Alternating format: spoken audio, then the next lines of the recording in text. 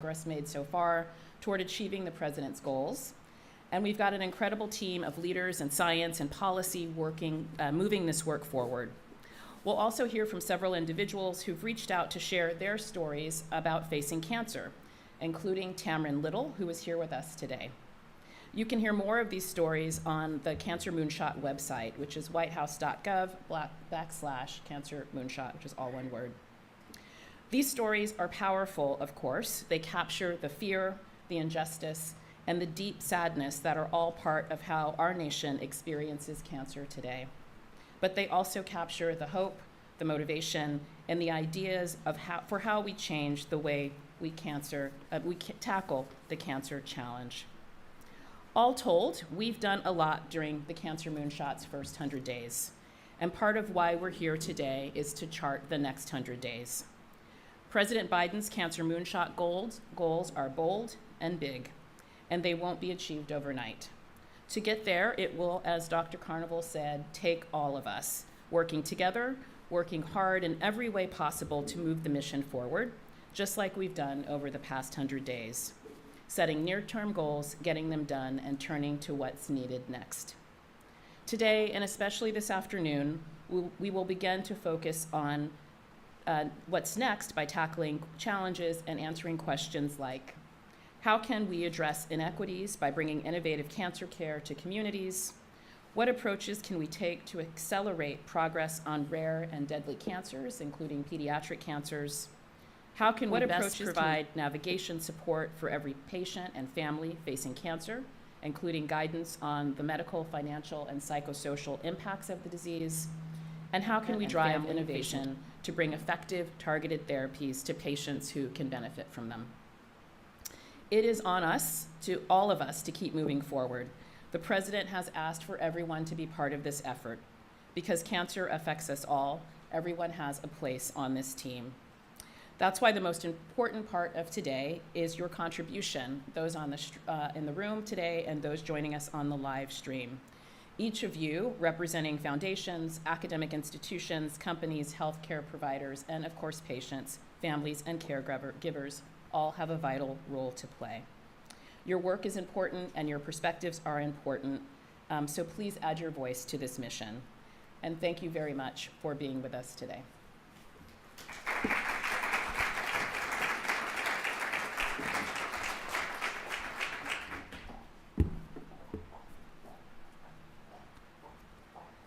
Thank you, Dr. Nelson. You heard Alondra talk about the importance of patients' voices driving this work, and we're going to turn to a video of one of those right now. We want you to learn from Erin Perkins, a survivor who shared her story and expertise with us. Hey, my name is Erin Perkins. I am a 36-year-old mom of 2 in North Carolina. I was diagnosed with stage 2B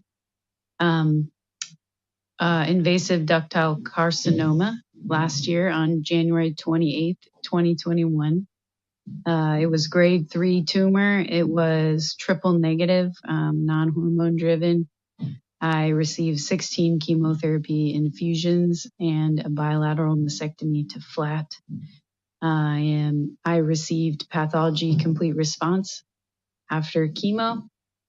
And now I'm navigating the world of survivorship as well as hair regrowth. I would like to just be a story of a young person who has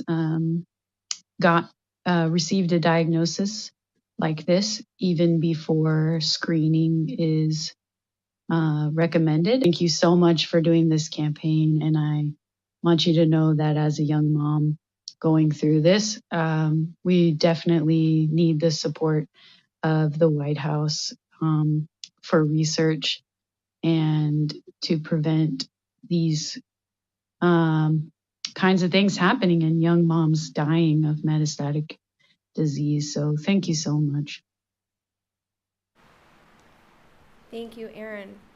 We took the president's call to end cancer as we know it seriously and identified with broad input from the community 7 ways we know cancer, where we believe we need improvement. That includes cancer screening and early detection, prevention, addressing inequities, targeting effective treatments to patients, identifying approaches to make progress on deadly and rare cancers, including childhood cancer, better supporting patients and families and caregivers, and learning from more people living with cancer. These 7 pillars give us a shared agenda for the administration's effort as part of the Cancer Moonshot, and we hope give us all a shared agenda for you to target your efforts as well.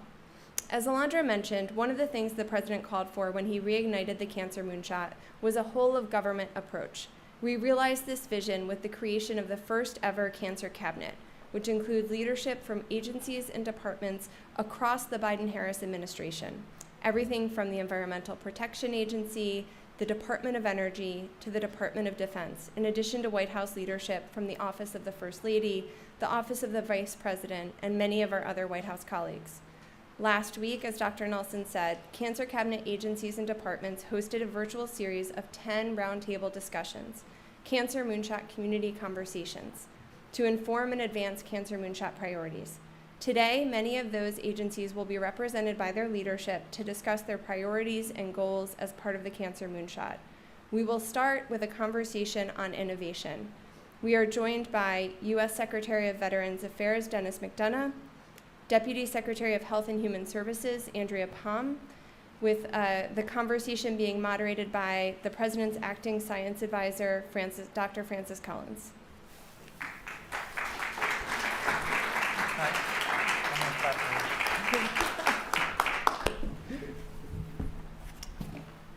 Well, good morning, everyone.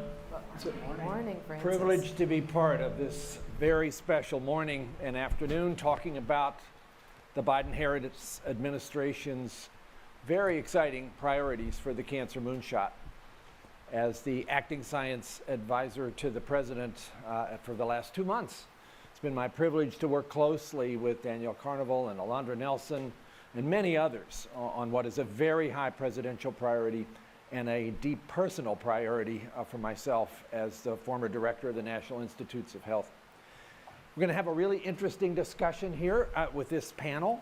It's a privilege to be able to be here with Secretary McDonough and Deputy Secretary Palm, both of whom are real leaders in this space. I guess just by way of setting the table, I think it's fair to say that cancer innovation is at a very exciting place, and one of the goals of the Moonshot is to further accelerate that. I just had an interaction with a friend whose wife was diagnosed with breast cancer and wanting to know exactly what was going to be the best way for this to be addressed.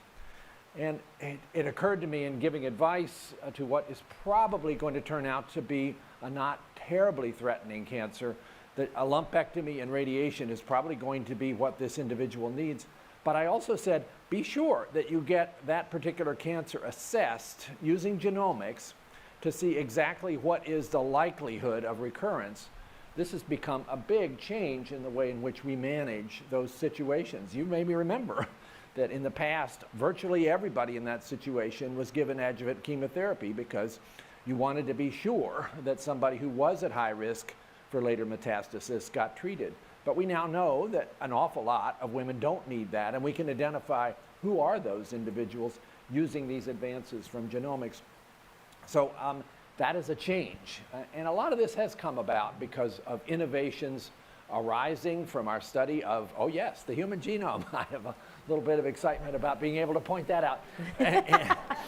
So we can study DNA, we can study RNA, we can study proteins. We'll hear about the Apollo project here in a minute. I like how they had compliance cloths on, but then as soon as they sat down, it wasn't necessary anymore. Able to identify in a very precise way what particular DNA mistakes are driving a particular cancer so that you can practice precision oncology and match for that patient the best available therapeutic that is going to have the highest likelihood of working against that cancer because you know what pathways you need to hit.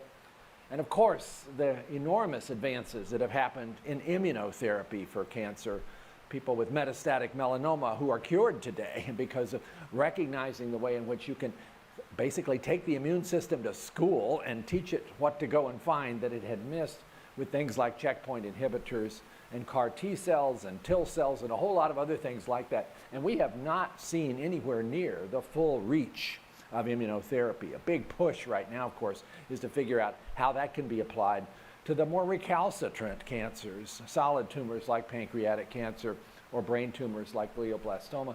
But there are a lot of people who are pretty optimistic that we are going to figure that out. Maybe even using vaccines, maybe even mRNA vaccines, borrowing from what we learned about the ability to build vaccines quickly and safely from COVID. Those could also accelerate our progress in cancer vaccines.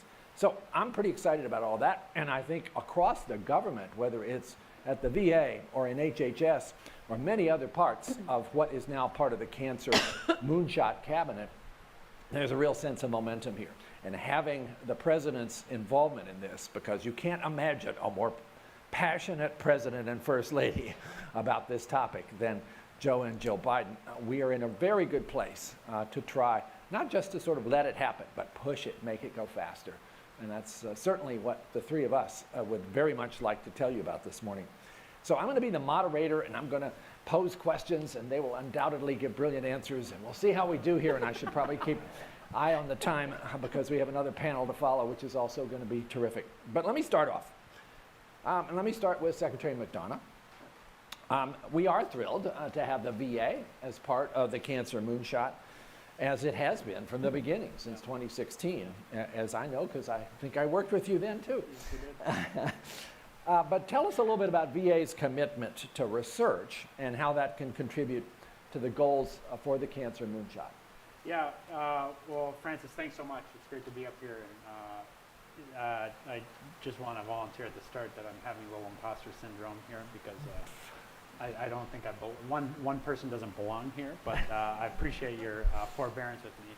Let me just say a quick word after seeing Aaron on the screen to survivors here in the room, survivors that are watching on the screen. Every day in VA, we're actually curing cancer. And I could not be more proud of our clinicians and our researchers for that. But I am particularly proud of the survivors and the endurance that they demonstrate. We have one survivor who works with us at VA with us here this morning, and I'm thrilled that she's here. So I just want to start with a heartfelt thank you and shout out to our survivors. Let me just talk about our commitment to research. You mentioned the Apollo project, and then how that particular research and then informs our precision oncology. All of these really go back to then Vice President Biden's Cancer Moonshot, which you were a fundamental part of. Andrea was as well. And at VA, I'm very proud of the work of the team because it has just continued since, and it is now accelerating with this next iteration of the Moonshot. The principal thing I want to call your attention to is the Apollo project, as you said, which stands for Applied Proteogenomics Organizational Learning and Outcomes, which basically allows us to address the unique biology of tumors in service members, active duty service members, and vets, such that we can study the genome of those, the protein basis of those tumors, the biomarkers, how they'll alter and mutate over time, and then using that knowledge about the specific tumor, which is going to be different in every vet, to underscore the clinical care going forward, which then, so that research informs our precision oncology, which is, Dr. Steve Lieber and I were just talking about this. I can't tell you how many hours I heard Vice President Biden and President Obama back in the day talk about this with you, and the enthusiasm for precision oncology, and to now see it in action. So the research is being conducted through the Apollo project now at 15 different sites where we work with NIH and with DOD. Then we now apply the findings of that individual research in the precision oncology clinical care program that we have, which is now through 129 facilities at VA, and we've performed over 24,000 tumor molecular tests to guide treatment decisions in over 18,000 veterans. So those are 18,000 individual veterans whose cancer manifests individual characteristics. But we are now at a point, given the collaboration among DoD, NIH, and VA, to have individualized treatment or clinical treatments for each of those tumors. So that's a short introduction to the kind of work that we're doing. Well, that's really wonderful, Secretary. And again, I hope people see how this represents a great example of working across multiple agencies and departments to focus on this issue. And that's another big goal right now of the Cancer Moonshot Cabinet. But of course, there is a department that has an awful lot of the action in this space, and that would be HHS. And Deputy Secretary Palm, how does HHS think about this in contributing to the innovation part of the Moonshot? Because you oversee all of these leading agencies across the pipeline, from discovery to clinical trials. How do you juggle all that? And communities, too. Yeah. Thanks, Francis. And there are a number of areas right now where HHS has a lot of freight, and this one is certainly one of them. For me personally, it is one of the best examples of what a privilege it is to be at HHS, this idea that we really are end to end, and that the opportunity to put people at the center of their care and leverage all of our assets against this issue is such an opportunity, and again, such a privilege and a real responsibility that we at HHS take very seriously. But we really are the research, clinical trials, through the regulatory pipeline, to the bedside, including our colleagues at the Agency for Healthcare Research and Quality, whose mission it is every day to reduce what we know from clinical trials and what best treatment for best outcomes, and drive that to the bedside as quickly as possible. How do we translate that? So we really have a broad set of tools that we that this opportunity with this president and as alums, all of us of the Obama administration, getting a second shot at ending cancer as we know it is such an opportunity to continue to drive this progress. And we have a new tool in our toolbox that I would be remiss if I did not mention, and that is ARPA-H, which the omnibus added for us, that we are getting stood up and see real opportunities to add to all the other pieces of our assets to bring to bear on really doing some innovative work in this space through ARPA-H. So we're anxious to get moving on ARPA-H and get our top staff in place to really start to launch some of these projects. Yeah, lots of things there. I couldn't agree more about ARPA-H as another wonderful addition to the capabilities that we want to have to move swiftly, particularly with translational efforts, where you want to be truly bold and innovative and to do things in ways that have been more difficult to do in terms of health research, borrowing from the DARPA model and bringing it into areas like cancer research. Well, one of the things that people are talking a lot about right now, I guess, Secretary McDonough, I want to ask you about this, is the approach to rare cancers. You could say, of course, that every cancer is rare once you start looking at the details of which particular genes have a mutation. But certainly such cancers where you don't have that many diagnoses, certain types of sarcoma, for instance, are often ones where people are worried about, is there going to be enough attention there? Yeah. And childhood cancers fall into that category as well. But certainly rare cancers happen to veterans and to people active in the military. How's the VA planning to take a look at that opportunity? Yeah, thanks very much. I mean, I think you put your finger on it at the end there, which is that we're particularly interested in the rare cancer research and the particular application of, or the particular line of inquiry about whether military service may in fact engender particular rare because cancers. of exposures. Because of exposures. About 16% of cancers diagnosed today in VA are considered rare. 16% is a lot of vets. And so that's why we're standing up what we call our rare cancer program that really builds on many of the things that we've already talked about just in the first couple of minutes. But it's amplified by a really exciting thing we're doing, which is national tele-oncology, which allows us actually to broaden the national reach and ensure equity among our veterans, so that using tele-oncology, nobody is out of our reach. So not only do you not have to worry about the rarity of your manifestation of your cancer, you also need not worry if you're a rural vet. We have a lot of rural vets. So I wanted that combination of the rare cancer program with our use of the national tele-oncology programming really expands our research.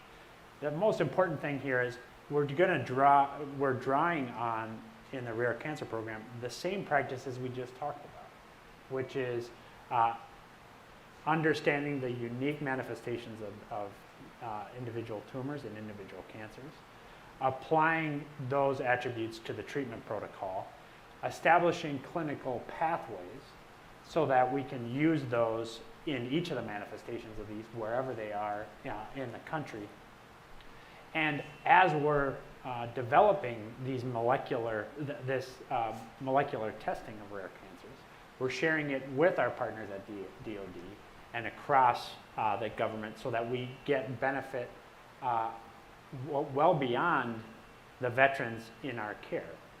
And so that's a two-way street, of course. We're sharing information with NIH with us, NCI with us. So we're amplifying the opportunity to understand those rare cancers. So nobody need worry that they have something that we haven't begun to get our hands on. That's wonderful. I'm glad you touched on equity, and I want to highlight the fact that every discussion we have about this cancer moonshot really needs to focus on health equities, on the existing disparities, and what we can do about those to reach to all the people who need this kind of opportunities for prevention and treatment, and to reach to communities that maybe need more information than they've gotten previously. Another area to talk about in innovation is something that people are excited about, which is the opportunity to do really early detection of cancer, because a lot of the solutions to prevent metastatic disease is to catch the cancer at the earliest possible moment. Once again, genomics appears here, what do you know? And it turns out that cancers that are growing almost anywhere in the body, they're not very efficient at keeping their cells intact, and so they leak DNA. And so if you look in the circulating blood plasma, you will see these fragments of DNA in somebody with a cancer that is maybe one of the earliest signs that something is not right.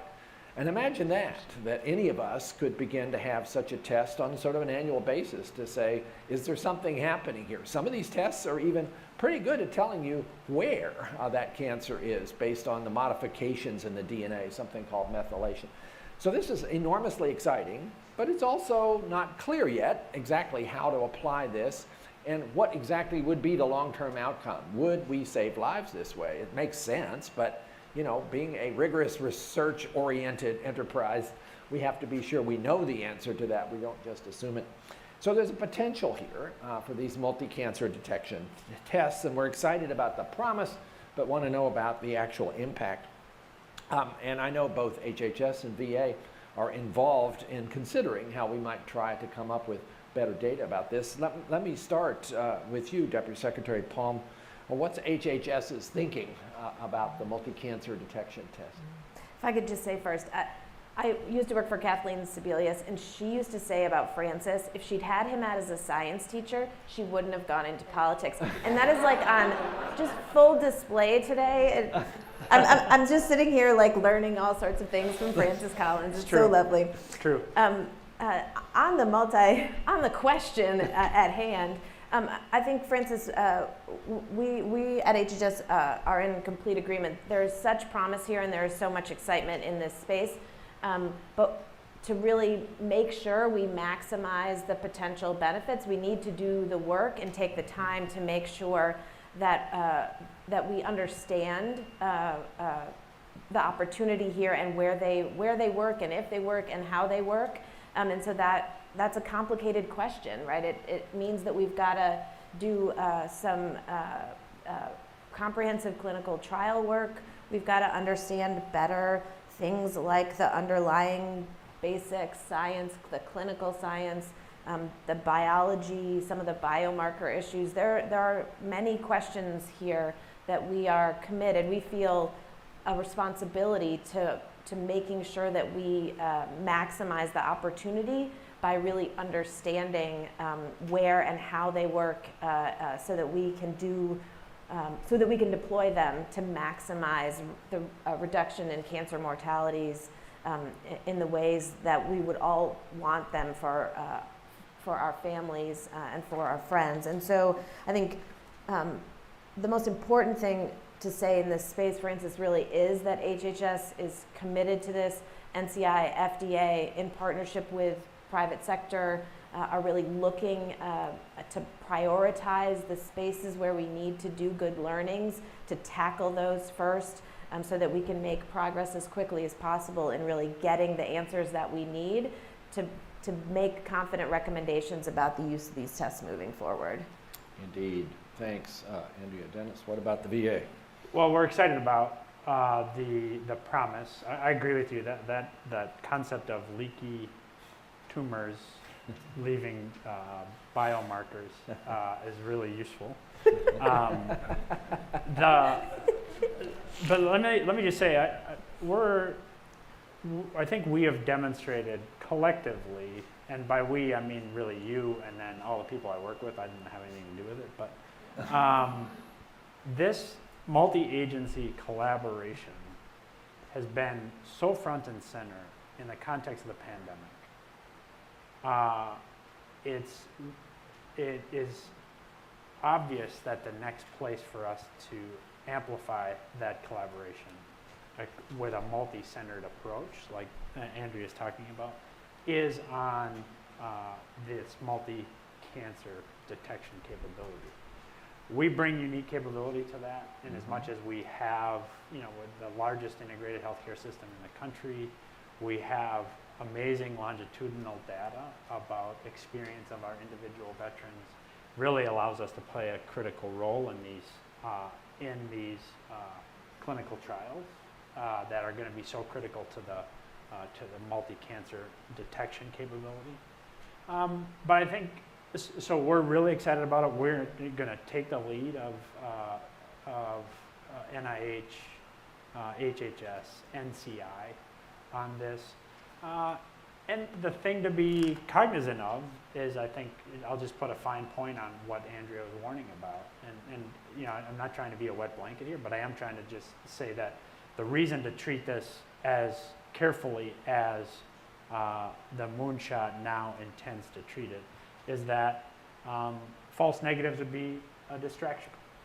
Would be a distraction because of the personal cost of those individual veterans, the emotional cost, the financial cost, and distraction.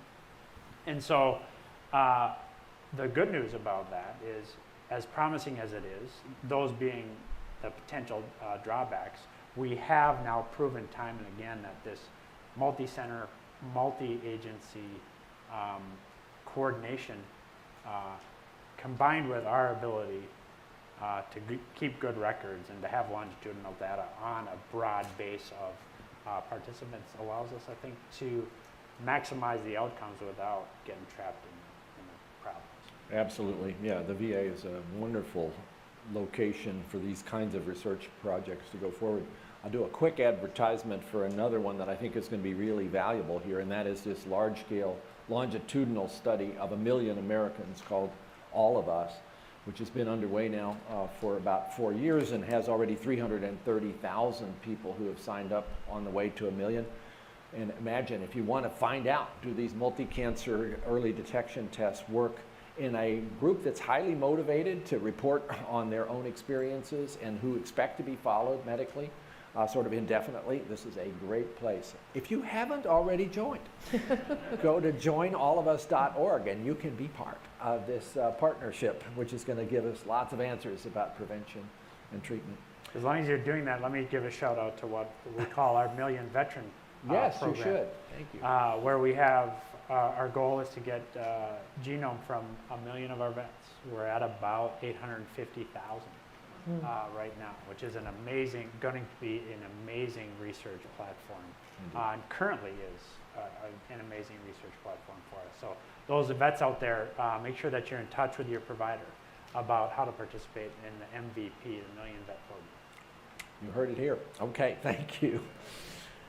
We mentioned equity. Let's talk more directly about that in terms of how the Moonshot is reaching out to ensure that every community in America, rural, urban, tribal, and everywhere else, has access to cutting-edge cancer diagnostics, therapeutics, and clinical trials. Let me start with you, Deputy Secretary Palm. What are the steps that HHS is taking to increase the diversity and efficiency of clinical trials? Yeah. I should say right up front that this is a priority of the Secretary's, has been. If he mentioned it to me the first time I ever talked to him, I would not be surprised. And he has got the team really focused on how we think about this, how we execute against it, how we do this work. The equity agenda at HHS is critical across the board. It is something that we foundationally and fundamentally are driving into all of the work that we do, certainly in this space. I think this is a place where NCI has really led for us. Their community research work has really helped prove that you can take clinical trials out of large academic settings and improve the diversity of folks who are participating in those trials. There's obviously more work to do in this space, but I think that the groundwork that NCI has laid, the commitment that those that they have to the communities where they are embedded, where they are doing this work already, is a really important jumping off place for additional work that needs to be done in this space. But we have a base, we have a platform, and it is certainly our goal to blow that out, to really take the learnings from it, move them into other parts of the research work that we do at HHS, and also really take that opportunity through our community health centers and other places to make partnerships there for this really important work. The other thing I would say in this space, obviously the Food and Drug Administration has an important role to play as a regulator for products and the clinical trials that are developed and designed by entities that are going to be submitting applications. And so they have done guidance in this space. They are encouraging applicants to really focus on their diversity plans early in the development process, to set goals for inclusion of diverse populations in their trials, so that we are not only pushing but also pulling through the pipeline studies that really reflect the folks who can benefit from these products as they make their way through the regulatory process. So again, more work to do, but work happening that we can build on and double down on as we move through our Moonshot work over the next number of years. Thanks. Mr. Secretary, VA and the importance of diversity in clinical trial access. So we've been working with FDA now for a number of years, really going back to the early days of the Moonshot, but even before that, on making sure that we're working with our clinicians to get veterans of color. It's spreading. They're all umming and uhing. But we're really excited about a couple of new innovations that, and then so I'll talk about two, and then I'll highlight a third potentiality. But the thing that our early work demonstrated to us is that we need a way to ensure that the full geography of the country is covered by access to clinical trials for example. And so that's where the National Tele-Oncology Program has really come into play. So our oncology program office stood up the National Tele-Oncology Program. So we work with each of our medical centers and clinicians in our medical centers across the country to ensure that if there are veterans in a particular geography with a particular manifestation of cancer, that they're able to participate, and we're able to bring the clinical trial to them, in effect, over the tele-oncology program. So, as I referenced earlier, I just repeat again now, this idea of the tele-oncology really shrinks the country. So we don't have to have people getting on planes, people left out some way by this just being conducted at a major education system. Second, we have what we call our VA Cooperative Studies Program, which is our flagship clinical research program, where we conduct thousands of tests across the system. We've developed networks inside of that with NCI, for example, as you know, Francis, which we call Navigate, the National Cancer Institute VA Interagency Group to Accelerate Trials Enrollment. There's nothing like a long acronym to really get your attention, but the point about Navigate is a very fundamental, a very basic point, which is intentionality. And a fundamental point of Navigate is to ensure veterans of color access to cutting-edge trials. And there's nothing like being intentional about something to get you to do something. And we have a similar program called LPOP, which is the Lung Precision Oncology Program, where over 80 VA medical centers are working on lung screening, treatment, and precision oncology clinical trials, specifically with underrepresented veteran population. So we just, as excited as we are about everything I've talked about to date, including the rare cancers, lung cancer, we have come so far, but it is still such a massive challenge with our vets. So LPOP is a very concrete manifestation of our belief that we can do even more on lung cancer. Let me just say one last thing, which is, two last things. We, on colorectal cancer, we are doing a lot of innovation, including using National Tele-Oncology and new cutting-edge clinical trials on whether careful, watchful waiting of manifestations of tumors are as effective as surgery. And so we're early in that trial and that research, but having the diffusion of technology closer to veterans allows us to do something like watchful screening for more diverse populations than we had thought we were able to do heretofore. Right. Lastly, all of this, we were talking about this yesterday with our clinicians, including Mike Kelly, who's just an unbelievable oncologist down in Durham. Unfortunately, so far, all of this requires the clinician and the vet to know to ask about a trial. And so we have to get better we have to get to the point whereby our records, when it becomes clear that you've manifest a particular cancer, that those records go to the provider and to the veteran to say, hey, you may qualify for the following clinical trial. Turns out it works for Apple. I don't know if you checked your Apple feed this morning, but they've decided what news is good for you. Don't click on it. It's a trap. We should be using that technology to make this that much easier, rather than having great clinicians like we have, you know, in the thousands at VA, or vets themselves like Aaron or Jackie have to be their advocates, right? Let's make sure the technology works for us. That's a Amen. great point. Well, in our final minutes, because we're about to use up our half hour of this panel, which has been a lot of fun, I want to ask each of you for one sort of final big picture reflection. Why do you think the Cancer Moonshot has resonated so effectively and widely with people in the research, healthcare, and patient community? And yeah, what would be your aspirations as this work moves forward? Big picture. Deputy Secretary Plum.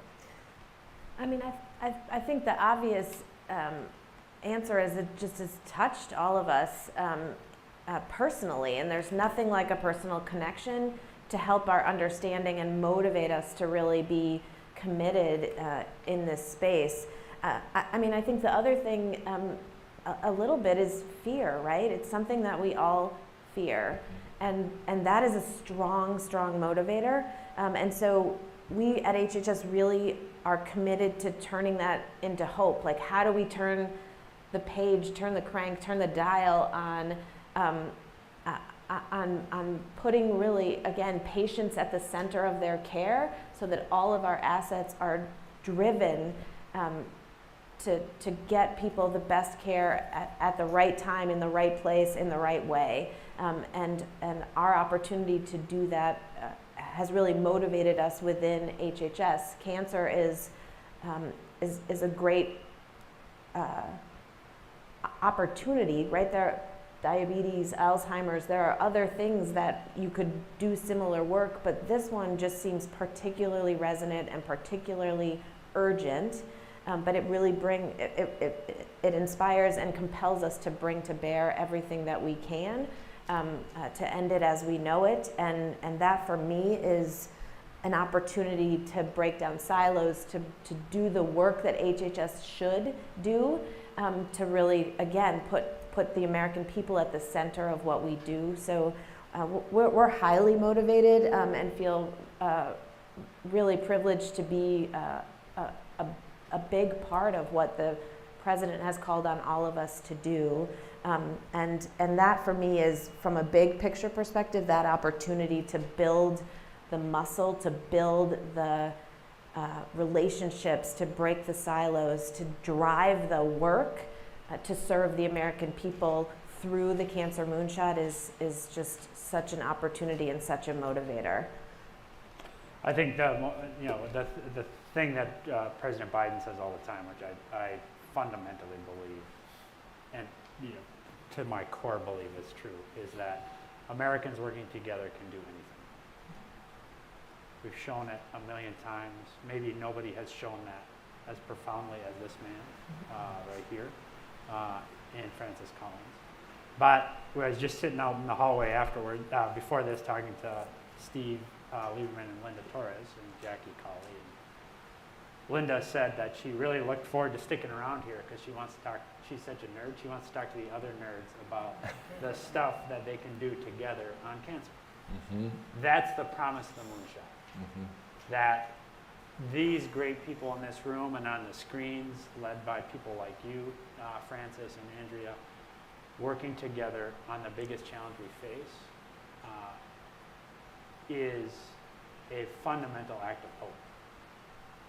And I have every confidence that that's going to be the case with the Moonshot, because it's already been the case. And the only thing I think that can make Mike Kelly an even more effective oncologist than he is today is working with each of you. Mm-hmm. And to think that he could get even more effective than he already is awesome.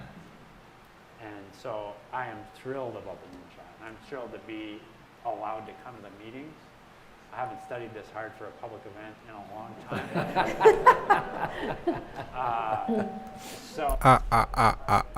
That sounds crazy. Oh, this is a wonderful way to sum it up. And I hope you do get the sense here that this is a historic moment. That science is moving at an exponential pace that has never happened in my lifetime to understand how to identify, treat, and cure cancers. And we have leaders like the two you have just listened to, and a passionate president to push this forward. This is our historic opportunity. We can do this. We can end cancer as we know it. Would you please join me in thanking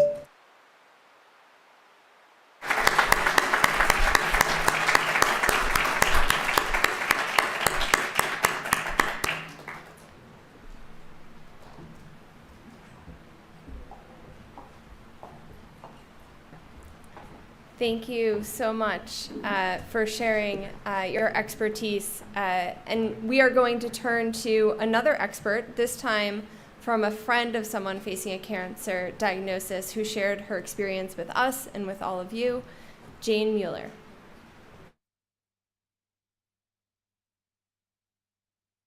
Hi, my name is Jane Muller. I live in St. George, Utah, and a rural community in the very southwestern edge of the state. And my story is about a dear friend who lost her battle a year ago to an aggressive form of carcinoma sarcoma of the endometrial lining. Much too young to die. She had just turned 60 and had so much more to give in her life as a professional and as a community member. And the issue really is that in southern Utah, in this rural community, women's health care is lacking. There is one gynecologist, one for women, and I know that's not related to cancer, but when it came to oncology, Cindy saw an oncologist here, but then ended up having to go to Salt Lake City for some of the care, so it wasn't all localized. And the feeling is that if it had been localized, there would have been more effective communication between docs. She would have had more or better information to help her make decisions about the end of her life. She wouldn't be here today, but she would have had a very different ending had there been more coordinated care and localized services. So I think that's what the message I want to deliver is ensuring that women, no matter where they live, have access to oncology care for their specific issues close to home. Thank you so much for the opportunity to do this. What a weird advertisement. And thank you, Jane. And we are so sorry to hear about the loss of your friend, but thank you for sharing your voice and your expertise from that experience. We're going to continue learning about the priorities and goals for the Cancer Cabinet from Cancer Cabinet leadership through our second conversation, this time focused on preventing cancer. She looks like she's been trying the pharmaceuticals. Department of Health and Human Services Counselor to the Secretary, Stephen Cha, U.S. Department of Agricultural Research Service Administrator, Shavonda Jacobs-Young, moderated by Special Assistant to the President for Community, Public Health, and Disparities, Kat Okar. Please.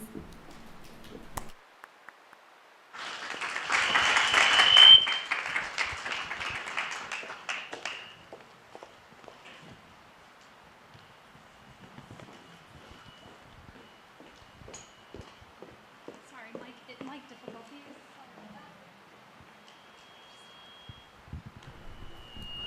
Oh dear. Just gonna leave it alone right there. Hi, good to see you both. Thanks so much for having us.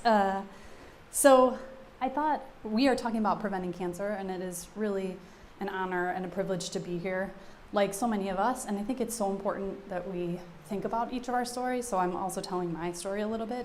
Cancer is profoundly personal to me as well.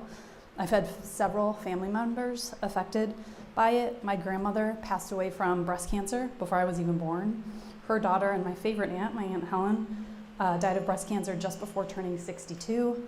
And because of that, my Aunt Marrow's advocated for years for more breast cancer research for women. My cousin has fought neuroendocrine cancer. I, along with countless friends, have had HPV and the threat of precancer cells in my body. And the list goes on. As part of the Domestic Policy Council here at the White House, the Cancer Moonshot is really a top priority for us. It is a privilege, and we're very excited to work with OSTP and our federal colleagues on what we have deemed really a truly whole of government approach to this issue. And what that means, and I know we say it all the time, but it means is that we're thinking about every lever we can push and pull from the federal government. And that doesn't just mean USDA and HHS, that means the Department of Defense. You just heard from the Department of VA, from EPA, among others. We know that if we are to truly end cancer as we know it, a key tool in that is preventing cancer from ever happening. And we know, and what I think is truly exciting about some of this work is that many types of cancers can be prevented or caught early. I suspect this group knows well, and maybe I could just ask you all what some of the leading risk factors for preventable cancers are, but those of course include smoking, getting too much UV radiation from sun or tanning beds, being overweight or having obesity, among others. Cancers like breast and cervical and colorectal can be caught early through screening or can actually be prevented. And I know my colleagues are going to talk about this, like through vaccination for cervical cancer or colonoscopies for colorectal cancer. And that's one of the reasons why the First Lady is really pushing all of us to get back on track with our screenings that we may have missed during the pandemic. But today we're here to talk about some of the really important and exciting work that the administration has and will take to prevent cancer. And so I'm delighted to be joined by my colleagues, Dr. Jacobs-Young and Dr. Cha, to talk about some of that. So let's start with Dr. Jacobs-Young. So we're super excited, and I know my colleagues in OSTP are very excited to have USDA as such a central part of the Cancer Moonshot, which really recognizes the importance that nutrition plays in cancer prevention and treatment and survivorship. Can you talk a little bit about how USDA is approaching that and in terms of contributing to this goal? First of all, hello, and thank you for having us here today. I can share with you that our Secretary Tom Vilsack, and the entire department are excited to be a part of the Cancer Cabinet. We seriously believe that this topic cannot go forward without inclusion of a conversation about the role of food and nutrition. So USDA will focus on what we know best, and that's food. And so what we do know is as many as a third of cancer cases could be prevented with diet and nutrition alone. And as I listened to the first panel, it really drove home for me the importance of fully integrating medicine and nutrition and food. And so those conversations, this is why it's important to have a whole of government effort. USDA is uniquely positioned to support the president's goals through cutting-edge science and targeted nutrition programs. USDA is an extremely large department, and we are working on advancing efforts in nutrition security and precision nutrition. First, I'd just like to share that we conduct high-priority nutrition research. We have 6 human nutrition centers across the country. For example, we have a nutrition center at Baylor University College of Medicine where we study children's nutrition. We study the entire life cycle. At Tufts University, our Human Nutrition Center studies advice and science for aging. For those of us over 50, this is critically important. My needs are different than the needs of my 19-year-old son, and so it's important that we have science really reflecting segments of the population. And then from an equity perspective, I just want to highlight that our Nutrition Center in Grand Forks, North Dakota, partners with the University of North Dakota, working with the indigenous communities.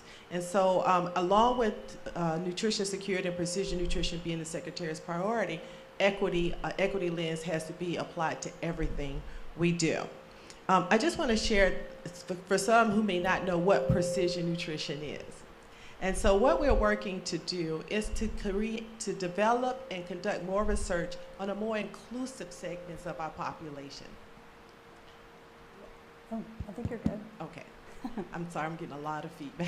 No, Sam. Okay. I think you're okay. Okay, great. And so what we have are standards and metrics that are not today fully reflective of many different cultures, many different subpopulations, in many cases underserved populations, and that's what precision nutrition is all about. Being able to be more targeted to many different communities to be able to provide the best advice and guidance to have a long, healthy life. And then we have the nutrition programs in USDA. I probably shouldn't ask for a show of hands because I'm sure you've heard of them. The school lunch program, Women, Infant, and Children program, the SNAP program, Our programs serve more than tens of millions of Americans every day, including more than 30 million children per day. So there is a ripe opportunity to be able to address some of these issues. And we address nearly half of all infants in the U.S. And then an important facet of this, and I'll turn it over to my colleague, is outreach, education, and extension. Like we heard from the first panel, it's important to meet people where they are. And so what you'll find is that USDA has an extensive extension program that we work in many different communities, a lot of rural communities, that we have education and outreach programs because we want to be able to educate people on how to apply this science. It's not enough to conduct it in the laboratory, but how do we translate that into information they can use? Things like the dietary guidelines, things like My Plate. So those are very important tools. And so with that, I'll just say that we want to mobilize all of our programs, our people, our long-term infrastructure, and our facilities to be able to address many of the topics that are important to minimizing and preventing cancer, as well as the prevalence of chronic disease, because we feel that that is also a very important component of this. That's a great point, and I think a great segue to Dr. Cha. Thank you, Dr. Jacobs-Young. Why don't you talk a little bit about how HHS is approaching its efforts around cancer prevention? I'd love to come back to the nutrition, but just to start off with where the department is, as you heard from the Deputy Secretary just in the panel before, it's a huge priority for Secretary Becerra. I think we're very pleased to be a vibrant part of this Moonshot, and whatever we can do, we're looking at all our options under the department we have. And you heard about innovation. You heard from Francis, and you heard from Dennis, and you heard from Andrew about all the innovation that's happening across the federal government, which is fantastic. But I love the interlude, frankly, with the video with Jane and Kat, some of your stories, because it's also personal. And innovation isn't enough. It's about how do we get that innovation into the personal lives of each and every one of us. Because we already know a lot. As Dr. Jacobs-Young said, we already know that nutrition is an important risk factor for cancer. We already know that tobacco is a leading preventable cause of cancer. We already know that screening can do so much for colorectal, for cervical, for other types of cancer. And in cervical, we already know that we have a vaccine that can virtually eliminate cervical cancer. There is so much that we already know about how innovation can play a role in the lives of Americans. But we have to figure out how to make that personal. We have to figure out how do we bring that to the lives of each and every American. How do we take that innovation shop that we continue to feed and nurture? But really what I love about this version of the Moonshot, and I've been in federal government for a long time and so saw Moonshot 1 as well, but what I love about this one is that real focus on that, what it means to communities, what it means to Americans, and what it means for partnership. And that's why I'm so happy to be in the room with all of you and to be continuing the conversation through all of our agencies and the alphabet soup of agencies that live under the department. I'm not going to name them all. Name them, really Steve. Let's do it. Let's see. Pop quiz. But it really is about how do we continue this conversation that we're having here today, both today and moving forward. So appreciate the chance to be here. Thanks so much. I will call you Dr. Cha because you earned it, but it's hard to not just say Steve. But so I know we both talked about nutrition, and so we're going to get back to that. And this is an issue that I'm personally quite passionate about, having been a part of this. So just recently, the president announced that the White House will host a conference on hunger, nutrition, and health in September of this year, which is super, super exciting, with a kind of a two-pronged goal. One is ending hunger. The other is increasing physical activity and healthy eating to ensure that fewer Americans experience diet-related diseases. And of course, that includes obesity, hypertension, and of course, cancer. Dr. Jacobs-Young, why don't you tell us a little bit about how USDA is thinking about this, how you are striving to be truly transformational in this type of work? Because I think we can collectively agree, if we're gonna really meet that goal, we need to be transformational. Absolutely. And one of the things that I think is extremely unique about USDA is we have the opportunity to look at the full cycle, the full systems approach to this topic. We do a lot of research in our nutrition centers. We can take the lessons we learn in the nutrition centers. For example, what component in blueberries makes it healthy for cancer? And then we can take it back to our laboratories, our 90 labs across the country. We have hundreds of plant breeders in the country that can then go and breed in that component. And so we have this sort of circular opportunity, which is very, very nice. I want to touch on what Dr. Cha said for a moment, because we're conducting so much research. We are research is coming out of our ears, data is coming out of our ears. The question that keeps us all up is how do we, so knowledge is power, implementation is success. How do we get people to implement all of the things that we've learned? And so one of the strategies we're going to certainly implement in this process, and it started last week with the community conversations, we want to listen to communities about what they think will work. We don't want to guess what's going to work. And so it's going to be important for us to continue to listen. We've tried a lot of intervention programs and implementation, hit or miss.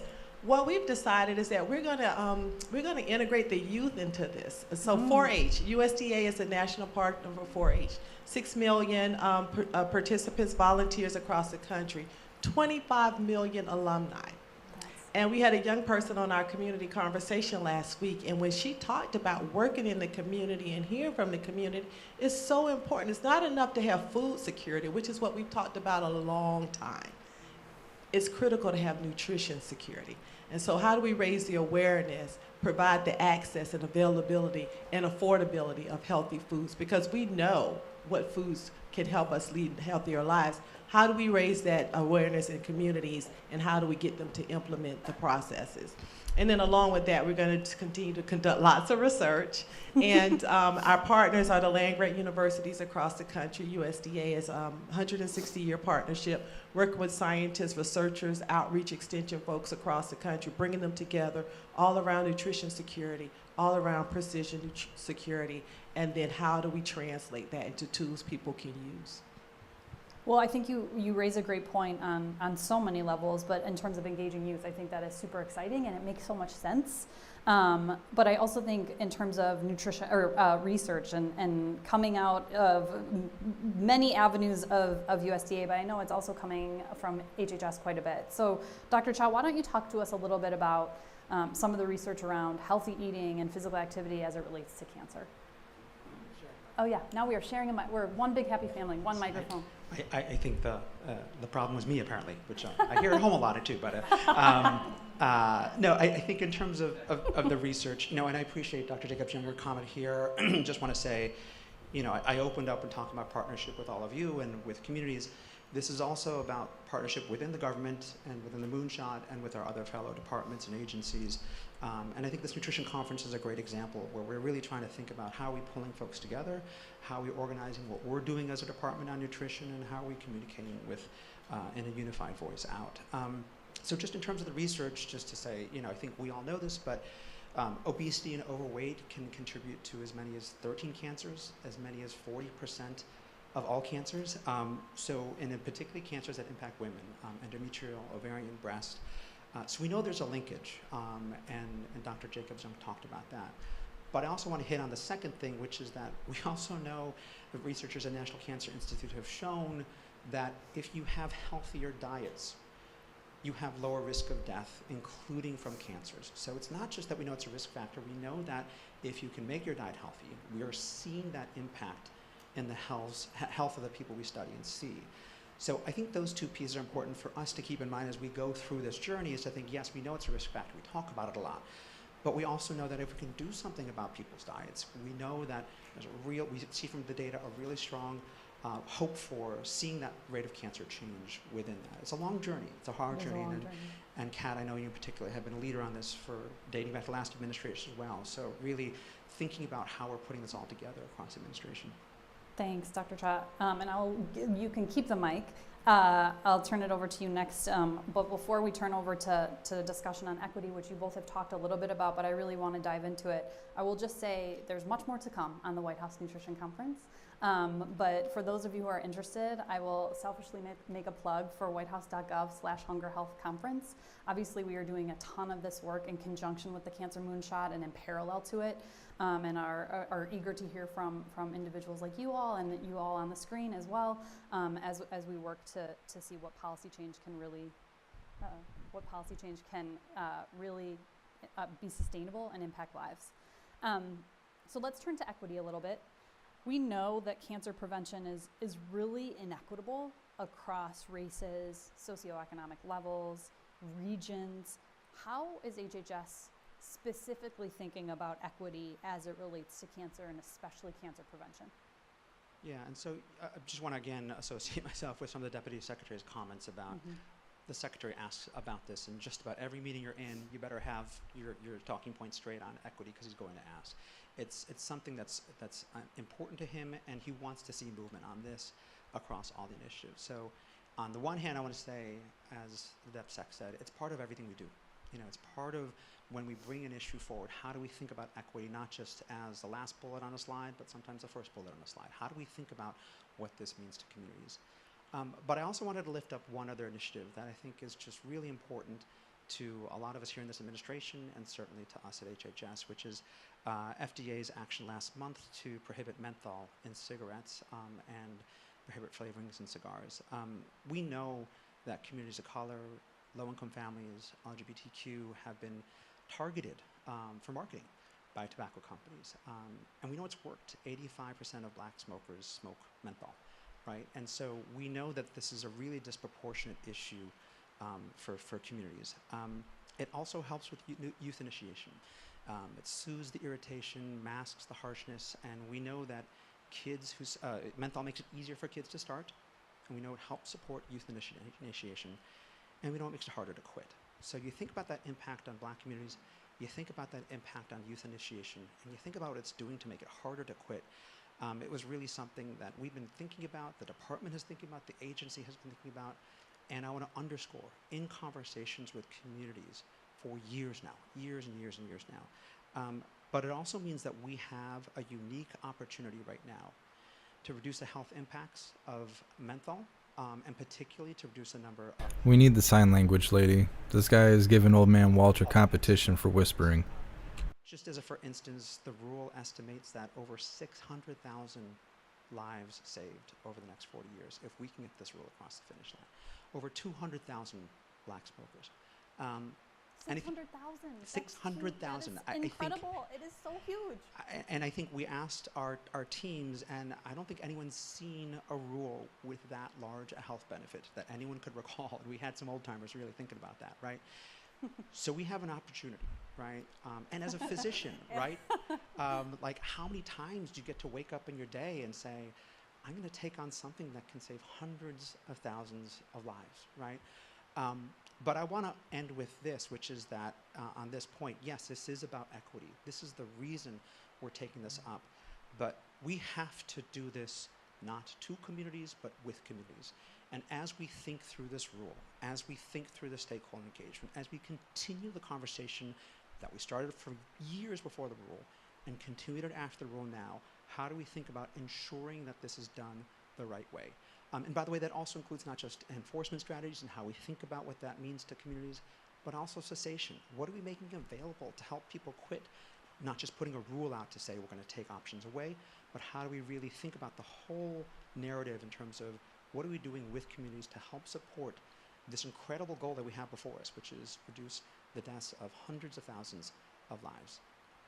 I think that's such a great point in terms of, and you guys have had some really like golden nuggets of, which I will talk about at the end, but in terms of we have to do this not to communities, but with them. And I think on menthol cigarettes, on nutrition, on cancer prevention, on everything that we're doing and why we wake up every day is to better serve Americans and better serve communities. That's what gets us out of bed. That's what makes us want to talk to each other in front of you all. And so I think that's such a great point. And so I think you can transition the mic and Dr. Jacobs-Young, why don't you talk a little bit about how USDA is thinking about cancer prevention and equity? Yes, so this is an extremely personal, this is one of my personal passions, and I grew up in Georgia, Augusta, Georgia, where they play the Masters tournament. And in my family, cardiovascular disease, stroke, hypertension, diabetes is prevalent.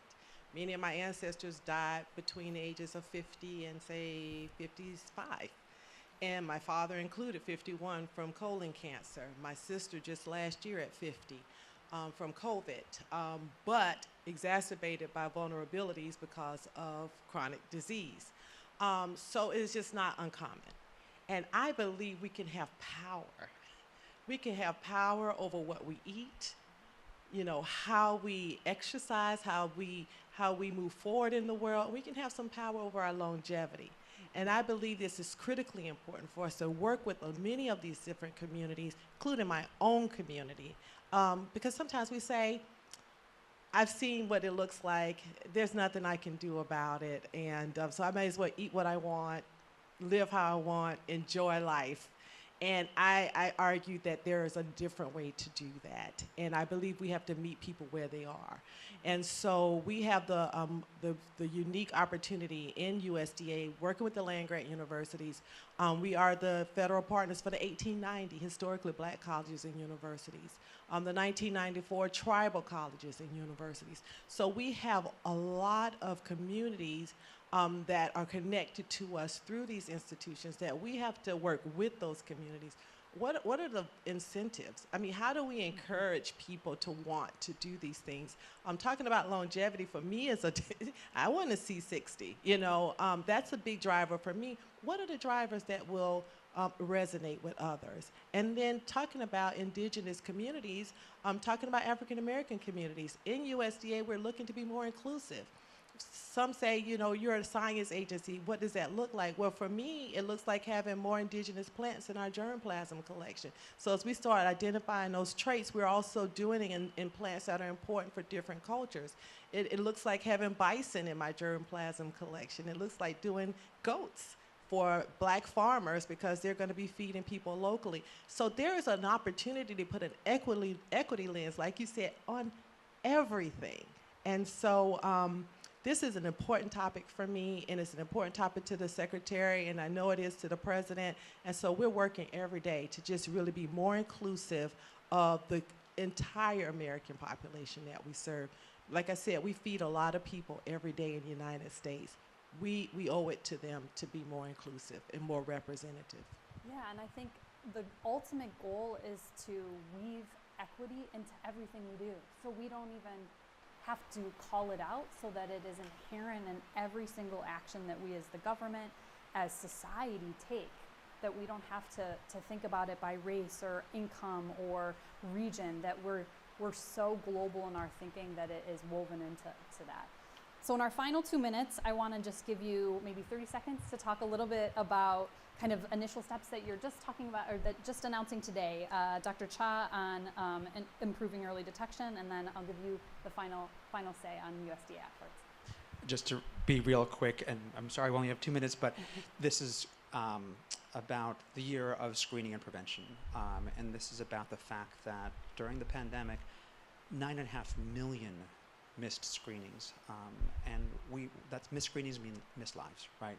We have to do better. And so as we're thinking through partnerships over the course of this year, the president and the first lady have called on us to take action. The secretary and the first lady have done visits to community health centers. How are we thinking about, again, you're hearing me hit this theme again, how do we think about hitting the partnerships to not just think about colonoscopies, but other ways that might be more suitable or more amenable to people we're serving? How do we think about new, if we talk about innovation, not just the invention of fit test cards, but how are we getting that into the hands of people and getting them back? How are we working with promotores? How are we working with community health workers? How are we thinking differently about our approaches instead of just saying, here's a health intervention, why aren't you all doing it? How do we meet communities where they are? So a lot of efforts with HRSA, Health Resources Services Administration, you caught me in an alphabet soup one there, to work with our health centers to think about how we're partnering to get this out more. But I'll stop there with 2 minutes. Dr. Jacobs-Young. Yes, and I'll just reiterate that I believe the USDA is really sitting at the center of a lot of this. This is where it starts. And we really want to further build on the integration between medicine and nutrition and food. We believe that through USDA science and program that we can supply precise, targeted advice and guidance to the American people on how to have control and knowledge and power over their nutrition and health. And so we're just really happy to be a part of the conversation. Thank you so much, both. I think one of the things that I kept hearing from this, and I think throughout the conversation, is how personal this is to each of us. And I think that translates in everything to your point, knowledge is power, implementation is success. We have to make implementing it personal. Went to your point, Steve, about we have to not do this to communities, but for communities and with them. That's making it personal. And so I think if we take one thing from this, is make this as personal as it can be. Go and get your screenings personally, and get your families out there too, and more work to come in all things cancer prevention from the administration. Thanks so much.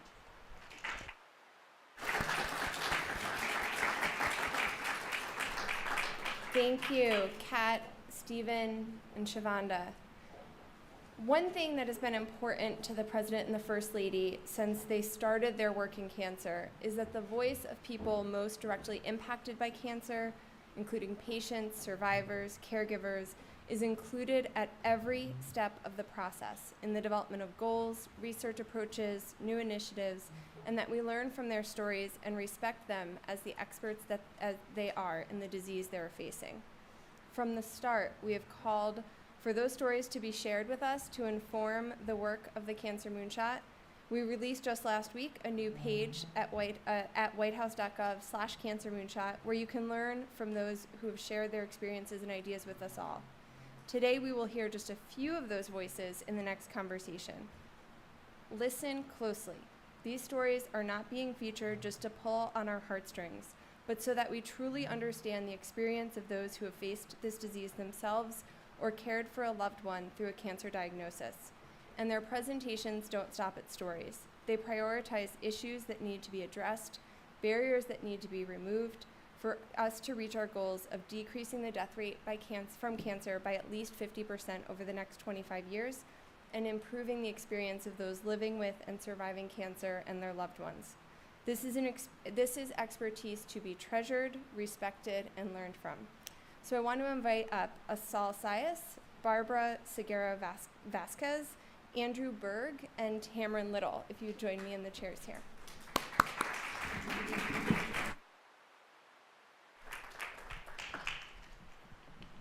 Thank you all. Hopefully my mic transitioned over. Can you hear me? Okay. Thank you for being here. Thanks for participating in this. I want to just start with just listening and hearing from each of you. So Barbara, we'll start here and we'll work our way down. If you use this one. Thank you. Good morning, and first, thank you for having me here. I was diagnosed with breast cancer stage 2B, like Erin, when I was 42, almost 18 years ago. Yeah, I'm 60. And I was married with 2 sons. Daniel was 14 at the time, and Diego was 10. I consider myself one of the lucky ones. I had a job, I had family support, and I had a great medical insurance. I'm a professor with a background in science, and yet when I was diagnosed, I didn't know anything about breast cancer. The fear of my kids losing their mother was unbearable, but at the same time was the strength that got me through treatment and everything else I had to endure.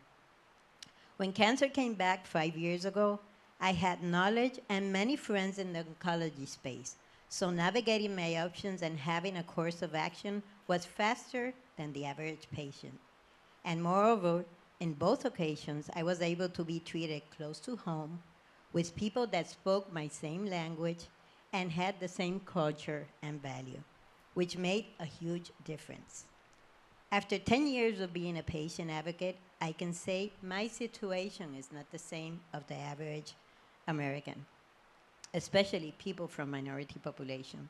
So I would like to take just a couple of seconds or minutes to say a few things that are important, and they were mentioned this morning, and Danielle knows I wrote this before this, so I had it in mind. First is patient navigator. Making navigation services available for all patients diagnosed with cancer is essential. After receiving a result that you might have cancer or have cancer, comes along with a lot of questions like, what is next? Where do I go from here? Will my insurance cover it? Who will, when the results will come back? And this is overwhelming, and people don't know where to go and where to turn. Access to care, and when I say access to care, is not having insurance that cover it. It's delay in diagnosis. It's from the diagnosis to treatment. And even if you're young and you have breast cancer, they won't think you have breast cancer. So the treatment is delayed or diagnosis is delayed. Or if you have colon cancer in the 30s, like happened to my friend Allison. Access to clinical trials. In a SWOG meeting we were last week, it says that clinical trials are the treatments today, having treatments today that are going to be the treatments of tomorrow. And minority population, especially Latinos, we are the growing faster minority, and we don't participate in clinical trials. And there's myth that we don't want to participate, but it's really that we are not asked to participate. And it goes also with the scientists. How are we going to, we need to get the science where the people are, and minorities don't get the opportunities of grants. We compete at the University of Puerto Rico with huge cancer centers, so we don't stand a chance, right? So we have to have these scientists also have grants so more people can get. And last is financial toxicity. People have lost their lifelong savings, houses, and so on, not just to receive a treatment to save their life. Middle-class people are the most affected because they are not poor enough maybe to receive aid, or don't have enough money to really spare the deductibles and things that we have to do. So I just want every patient to have the same opportunity to fight this terrible disease as me, that I have been blessed. I saw my boys grow up. They are 2 mechanical engineers, 32 and 28 now. And I want this, like for my friend Mari Pili, who died, and her kid just graduated from college, and she didn't see that. So thank you all for being here. Thank you, Mr. President and Dr. Biden, to making this a priority, because we all just want to see our kids grow up.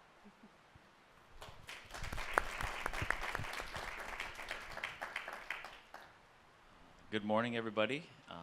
It's really hard to describe how exciting it is to be here today. Also a little bit nervous being up here. First thing I want to do is I want to thank the Biden administration for restarting the Cancer Moonshot Initiative, as well as Dr. Carnival and her staff and team for the invite today. My name is Andy Berg, and I am a patient living with a rare genetic predisposition to cancer. In 2018, my dad was diagnosed with chronic myelomonocytic leukemia, CMML for short, and made the brave decision to have a stem cell transplant. And we're lucky. It was successful. He's in remission. It's fantastic. But he's going to live with the side effects of that transplant for the rest of his life. And my dad's cancer is very rare, very, very rare. And it led to a lot of testing, and it turns out that he has a rare condition called RUNX1 familial platelet disorder. That's RUNX1 familial platelet disorder. It's hereditary, and it's autosomal dominant, and it turns out that it was passed on to me as well as my daughter. And she was diagnosed when she was 3. And so RUNX1 FPD, that's kind of the way you shorten it, I guess. RUNX1 FPD is a blood disorder that makes me, and people like me, 30 times more likely to develop blood cancer than a regular person. RUNX is in every cell of your body, so there's a lot of side effects to that. In the short term, it's platelet issues. So our platelets aren't sticky, they don't work properly. We have low levels of platelets, so I bruised easily growing up. I had a higher risk of bleeding events. In the long term, though, it's definitely monitoring for that malignancies, and that comes with quarterly blood draws and yearly marrows, annual bone marrow biopsies. And so the biggest issue with RUNX, as well as other rare conditions, is just the small n, the small patient population. And so being diagnosed along with my daughter is overwhelming, it's scary, and the biggest issue is there's just not a lot of information, a lot of data. Docs, prescribers aren't familiar with the disease. There's not much information you can find online. And fortunately, I was lucky enough that my physician is really plugged into the community, and turned me on to the Runx One research program. And I'm a patient advisor to the group, very, very involved with that group now. They're an amazing group of people that are focused on really cancer prevention research, educating the provider community, raising awareness for the disease, and things like screenings, as well as supporting the patient community. And so I'm past the median age for development of blood cancers with this condition. So if I progress to malignancy, I will get a stem cell transplant for the most, assuming that happens, I'll end up with a stem cell transplant.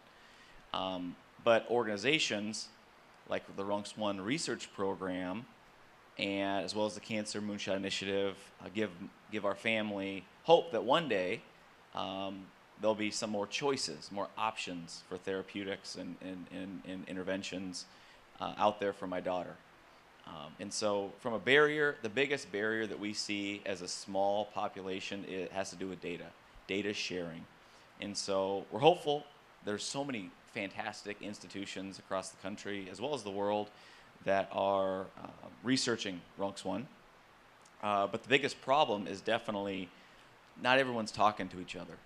And this condition is so rare that each of the groups, they'll be following a handful of families. And only researching a handful of families isn't going to give any one group, any one institution, any one scientist enough data to make meaningful conclusions and advance science. And the Runx One research program spends a lot of their time and energy and money attempting to bring all these groups together. They helped to direct us, my family, to the participation in there's a natural history study for Runx One at NIH. That's been fantastic. The study team at NIH so far, or when the study was initiated, they committed to building a database to facilitate data sharing across researchers. So far, we haven't gotten to that point yet. It has not materialized yet. And so to facilitate this data sharing, as well as the benefits to patients and help facilitate this research among scientists, we need federal legislation to create guidelines on data sharing, implement efficient processes, and as well as resources for the researchers to share the data. We need funding to maintain the databases, to adjudicate requests for that data, and write and run the queries. That's another big part, is actually writing and running the queries. And so amazing research is being done, and it won't be nearly as impactful if we don't have if we don't have enough data to make conclusions. And so we definitely need federal legislation to help facilitate this. And so lastly, I'll end on just thank you again, Dr. Carnival and the Biden administration for this awesome opportunity. And I'm looking forward to coming out of today with some concrete action items to address, to be able to solve this big issue of data sharing amongst the researching community. Thank you so much.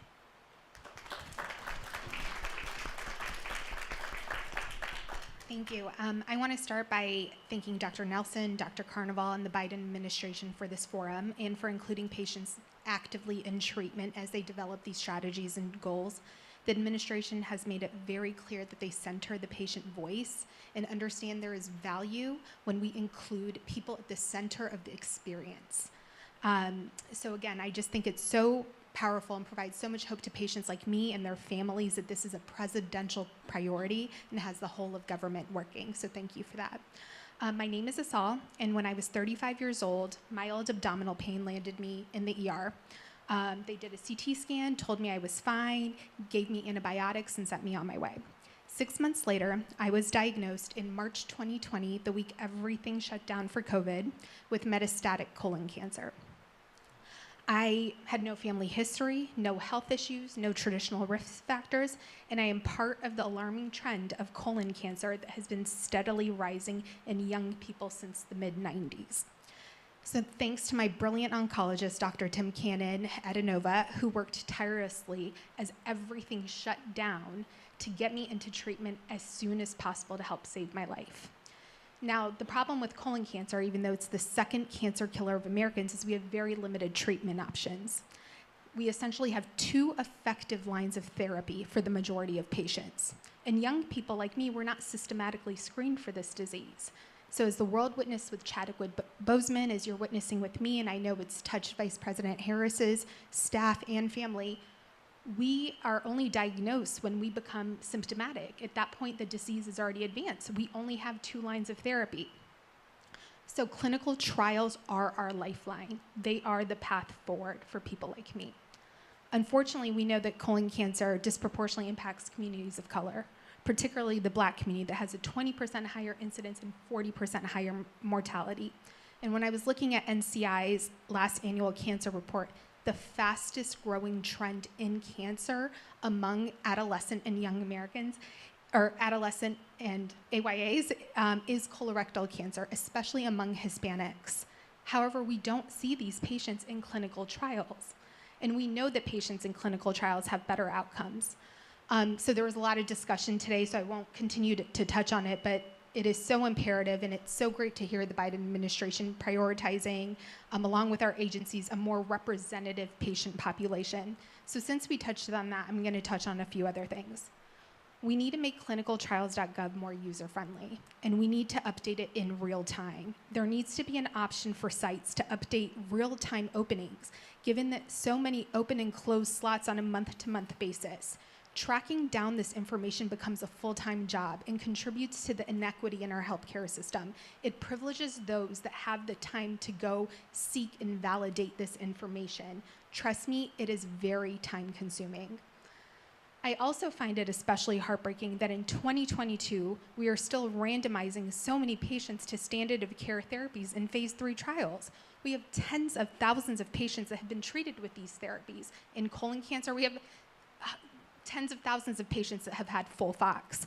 We should be confident that we know what to expect from these regimens using historical data, and patients need access to the novel treatments.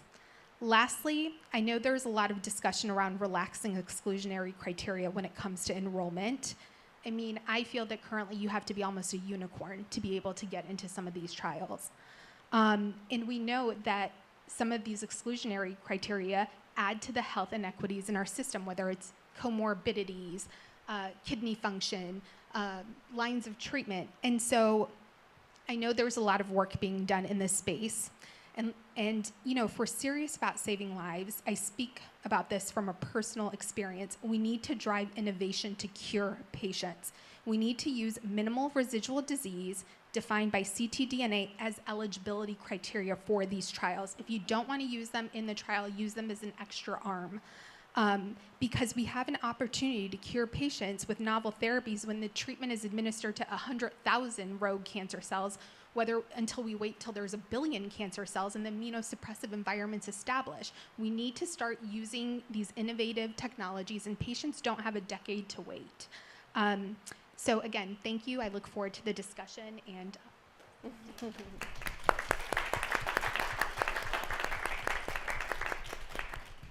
Good morning, everyone, and I would like to thank the Biden administration for bringing this Cancer Moonshot initiative forward, and Danielle for the invite. I'm very excited for this opportunity. My name is Tamron Little. I am a 15-year and counting peritoneal mesothelioma survivor. I'm also a contributing writer as well for asbestos.com. My journey, as I know it, started when I was 21. I was a college student, you know, as they say, living my best life. And I found out that I was pregnant. You know, when you go to have the ultrasound and they tell you if you're having a boy or a girl, well, they told me I was having a boy, and they also told me that I had a, looks like a fibroid tumor as well. They also told me not to worry about it because, you know, as we know it, research says that in African American women, fibroid tumors, you know, are normal. So I went throughout my pregnancy sick, but just thinking it was pregnancy. You know, I did not know what to expect because it was my first time being pregnant, but I was under the care of a hematologist as well as my OBGYN as well. They didn't know why I was suffering from anemia. with a hemoglobin of 7, and sometimes it had dropped to 6, actually, with low platelet counts and things like that. So they were just attributing it to the pregnancy. So January 21st, 2007 came around, and I gave birth to Caleb, my what I call him my lifesaver. And my doctor then decided to place me on birth control because he said, you know, usually fibroid tumors respond well to birth control, and I know for sure that it will shrink. So a couple months later, I went in for another ultrasound, and it didn't shrink. It actually increased in size. By this time, it was the size of a ping pong ball. So he said, you know, Tamarin, let's just go take you into surgery. I still don't think it's nothing to worry about. But, you know, it'll just, you know, be on the safe side. We'll do a laparoscopy. So 4 months later, after giving birth, I had a laparoscopy. And I remember the day just like it was yesterday. I had just came out of surgery. I was in the recovery room with my family surrounding me. You know, they're staring at me, waiting for me to wake up. And so the doctor comes to the end of the bed, and he said, "Your surgery went well. You did well. Your vitals look good." And you know, he keeps going on. He said, "But you have cancer." And he said mesothelioma, to be exact. I just stared like, okay, you know, I'm still under the anesthesia. And so I look around at my husband, my mom, and my aunt, and just, you know, looking at their facial expressions. And it was just, they were just shocked. You know, they didn't know what it was or anything like that. So that day was a very eventful day for me. I had not heard of mesothelioma at all. It was not a lot of things on Google about it 15 years ago. And what was out there was very vague, not promising information. So my husband and my mom were scrambling, you know, Google and things like that. And they even called in the grief counselor because they gave me 18 months to live. Also, it took me about 2 months to even find a specialist. And I won't say lucky, I'll say blessed. I was blessed enough for the actual specialist, Dr. Levine, out of Wake Forest Baptist Medical Center in Winston-Salem, North Carolina. He was in my own backyard. So I spent 2 months with an oncologist that told me, you know, he was very upfront. I don't know much about this cancer, and I really don't know what to do, you know. So I was just going there, just going there, getting blood work done, and that's it, you know. But I just had this glimmer of hope and this, you know, small piece of strength, and I just knew that, you know, I was going to get my break. You know, I just knew that right there was not going to be my life. And having a infant, you know, and being 21 and having a form of cancer that you don't know what it is, and you're going to a doctor and he doesn't know what he's doing pretty much, you know.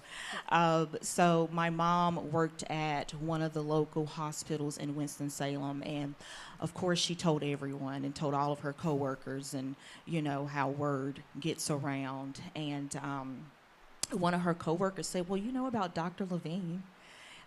He specializes in peritoneal mesothelioma, and he actually specializes in this form of surgery. It's called the HIPEC. So it's where they go in and they give you heated chemotherapy, radiation, and things like that. It's kind of called the shake and bake. It's, you know, a little running joke. It's the shake and bake. And so when I met with him and he talked about it, it was just night and day. And I just said to myself, this is my breakthrough.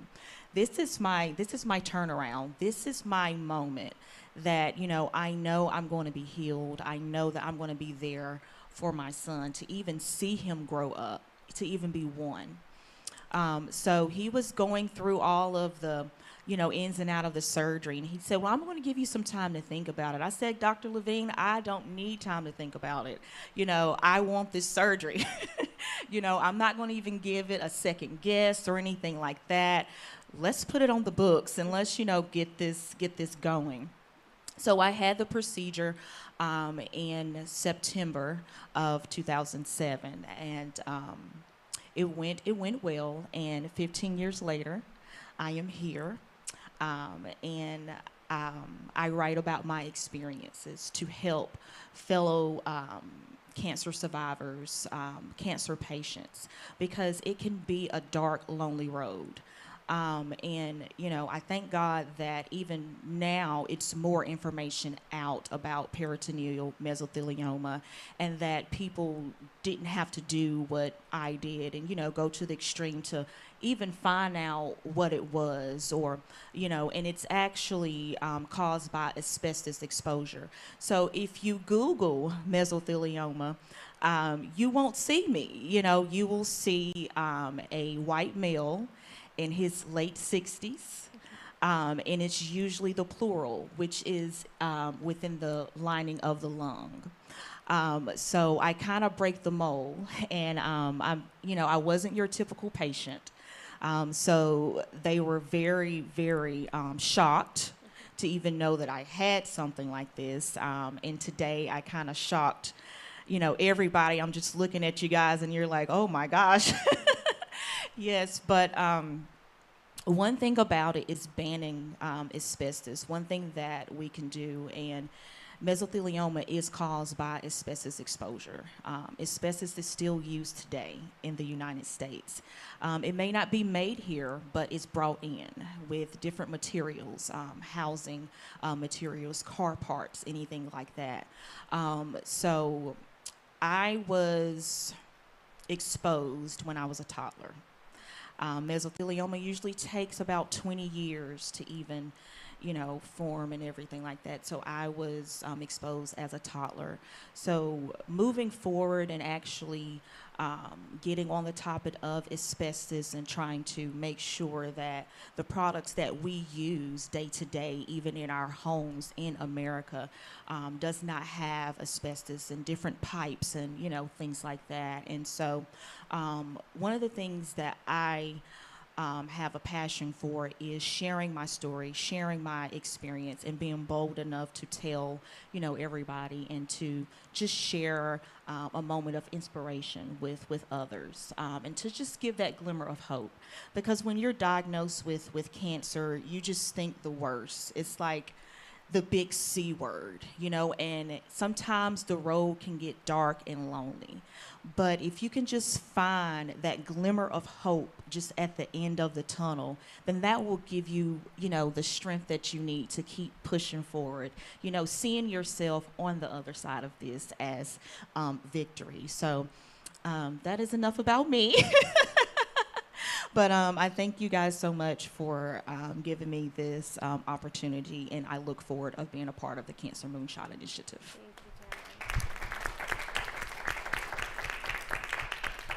Thank you all.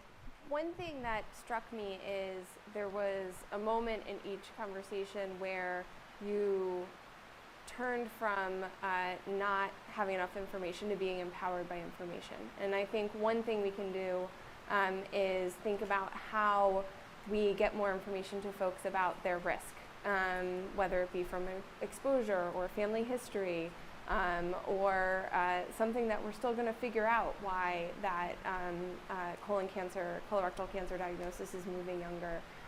We'd just love to hear your perspective, a few of your perspectives on how we can better get information out around that risk, or what the gaps are in really having people be informed about when to push for that follow-up screening, when to make sure that someone's listening to them and not sending them home. I don't know, Andy, if you want to start, or... Yeah, great. Oh boy. Oh boy. From a super rare cancer perspective, it's definitely educating the providers. That is a huge issue and a big opportunity. The Runx One Research Project estimates there's many, many times more people walking around with the same genetic condition that I have that are just unaware. And because this is something that isn't caught in your normal screens, the genomics aren't run. Like Dr. Collins mentioned earlier, how vital that is just do more genetic screenings, and even on when they go to an oncologist, standard panels, run the genomics. So that is a huge part, is doing more of that sampling, even for folks that might not be a phenotype, they might not show those symptoms for a condition, is sampling the population to understand what the prevalence is, as well as educating the fellows during their training in the hematology oncology fellowships. And I want to talk a little bit about language, right? As I mentioned, I was treated in Puerto Rico, and even though I speak English, it was very comfortable to have information in Spanish. Here in the mainland, there's a lot of people that don't speak English, or English is their second language. So going through a diagnosis, understanding the language is scary, let alone having maybe a translator that you don't know. So in terms of the material also, there's a lot of websites and information in English, but there's not a lot of things in Spanish.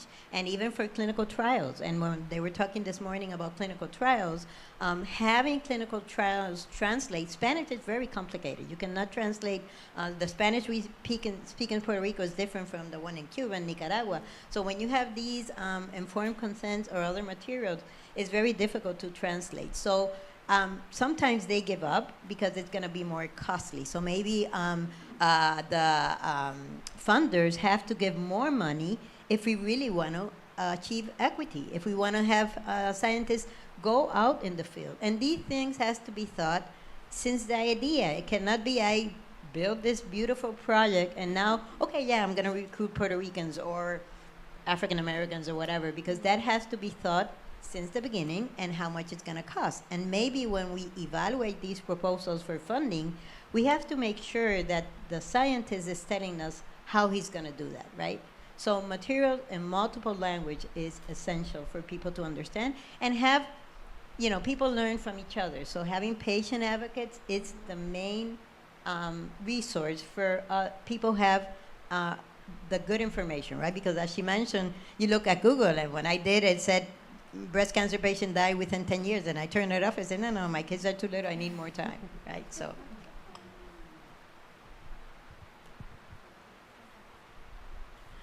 One of the things that I like to push is really being your own advocate.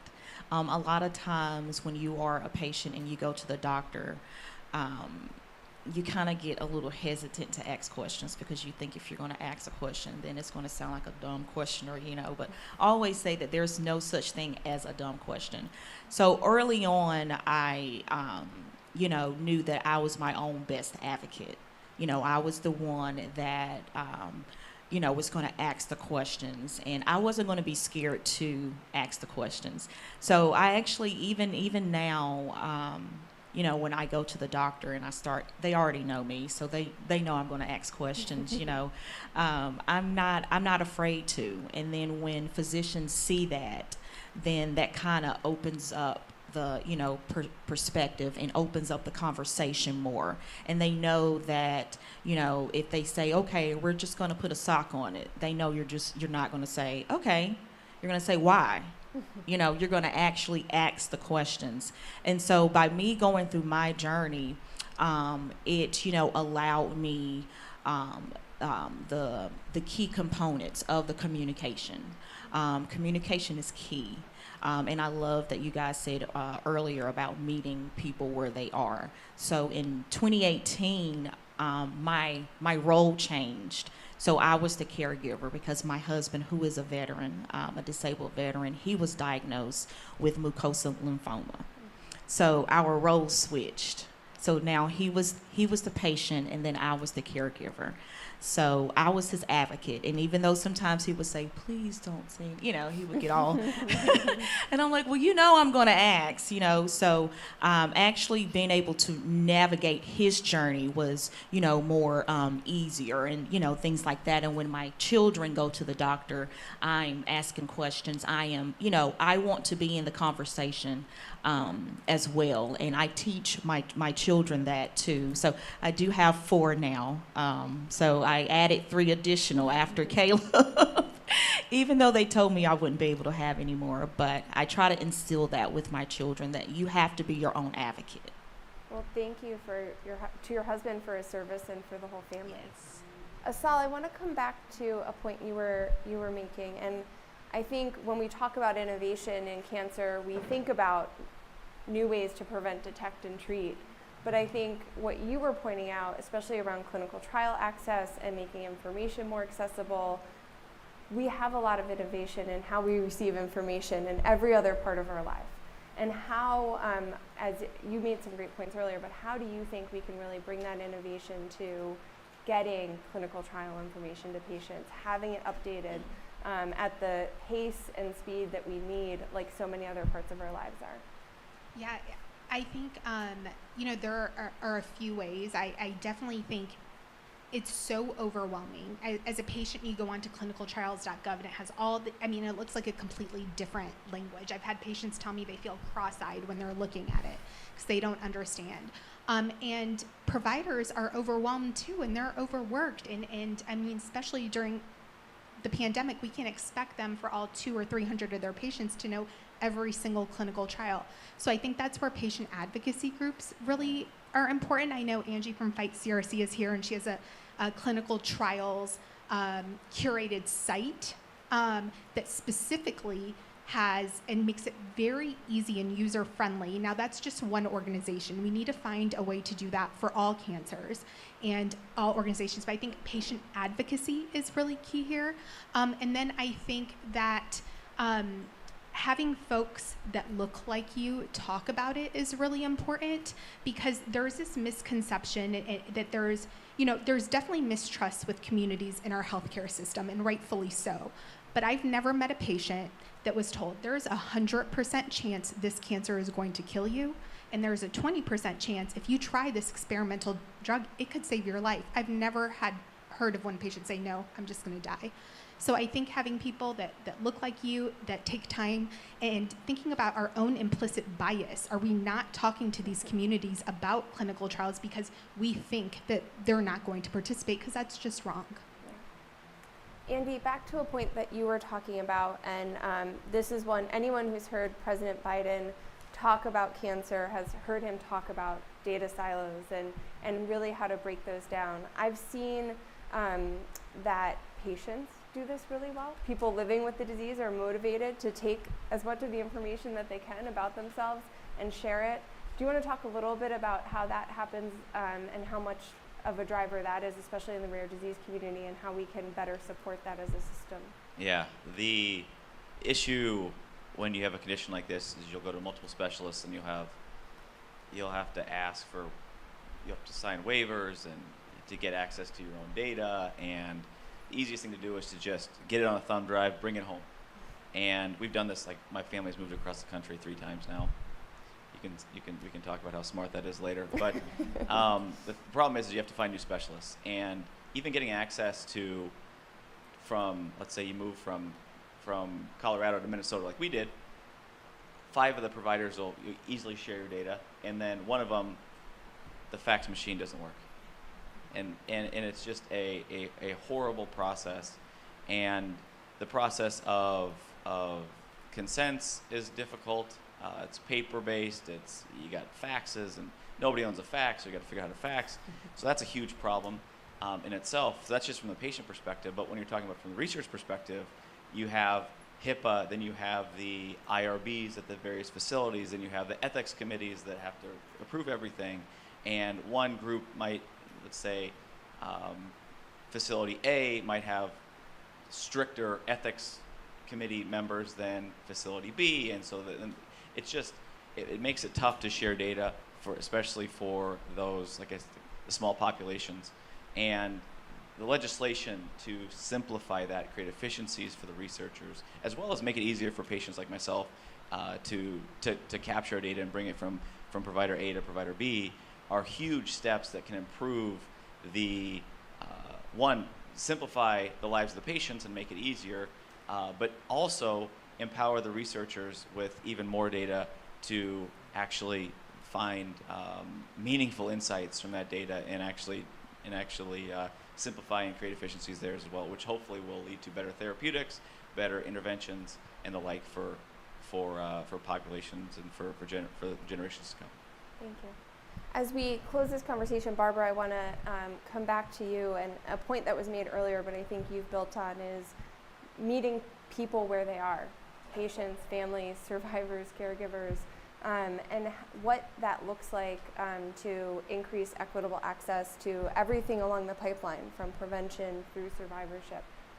What does that look like? How do we actually start to achieve that goal?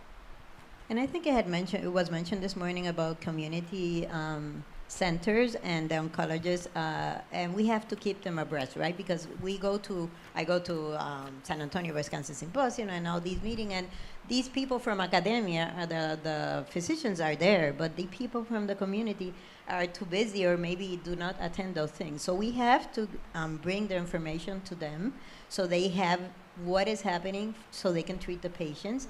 And we have to have more collaboration. These big academic institutions if we give them funding, they have to collaborate with community centers. We cannot expect everybody to go to a center. They don't have the money, they don't have the time, they don't have the resources. And so as we give funding, that's what we have to think about, right?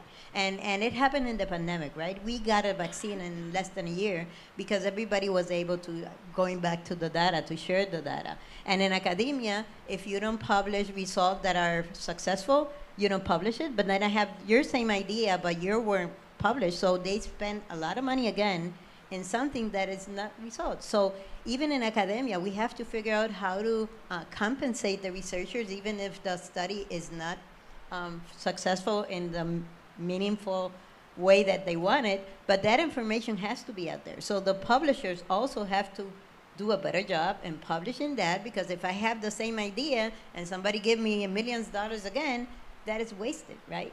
So I think we all have to play in the same sandbox, as you guys say here in the mainland, and share information, and don't forget about minorities, and go there, and Puerto Rico and Hawaii and all these other territories from the U.S. that we all are treated the same, and that's what we all want. We just want to live and be productive human beings. Well, not as many of us live near beautiful beaches, so we have to use the sandbox. Oh, you can come to Puerto Rico. Thank you all, and as we close this conversation and close this portion of the Cancer Moonshot Goals Forum, I just want to thank everyone for being here, being a part of this. There is a lot of work to do, but we've made a great start, and having the community coming together and committing to work together means that we're setting ourselves up for success. I just want to say a couple of things. The fact sheet is linked from whitehouse.gov/cancermoonshot. New announcements, as Alondra, Dr. Nelson pointed out this morning, from the private sector in response to the President and First Lady's call to action on cancer screening. We featured some of the start of the whole of government effort, this all hands on deck effort from the Biden-Harris administration through the Cancer Cabinet. You'll hear more on that as we go forward. We really hope that this is a shared agenda that we can all make impact on, and there's something that we can all contribute. So we together can provide hope for so many, and as President Biden says, real hope, hope rooted in science, in access to care, in access, equitable access to all of the tools that we have. So engage with us at whitehouse.gov/cancermoonshot, and thank you for spending your morning with us.